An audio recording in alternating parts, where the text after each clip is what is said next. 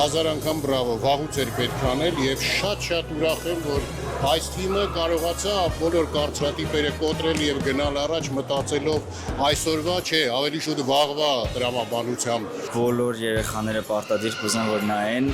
ինչին եմ ինձ զարթոնքեր, սենց մեջս մի հատ արթնացավ, ամբողջ ընթացքում շակ խաղվելով եմ նայել, ընթացքում լացեցի էլ, շատ էմոցիոնալ էր, սենց պիկ էր էլի։ Շատ հավանել եմ մոտ ֆիլմը եւ բոլորին խորհուրդ եմ տալիս եւ մեծ երեխաներին եւ փոքր երեխաներին գալ նայել։ Երևի թե տպավորությունն ասացին երեխաները, ովքեր որ դահլիճում էին, ովքեր որ ծափարում էին, շփտում էին, ռեակցիաներ էին տալիս, դա նշանակում է, որ ստացված է։ Շատ լավ էր, ինձ սկզբում թվում էր, որ ուղղակի էլի պատմություններ է Սասունցի Դավիթի, ուղղակի անունն էր ուրիշ, բայց էսի ոնց որ ավելի արտասովոր է, ու էսի կյանքումս ամենաերկար ու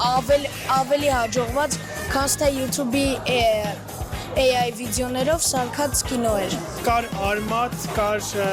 պատմություն պահպանված եւ ամենակարևորը նյուանսներին այնպես էին վերաբերվել, որ ազգային նկար մեջը եւ պահպանված էր։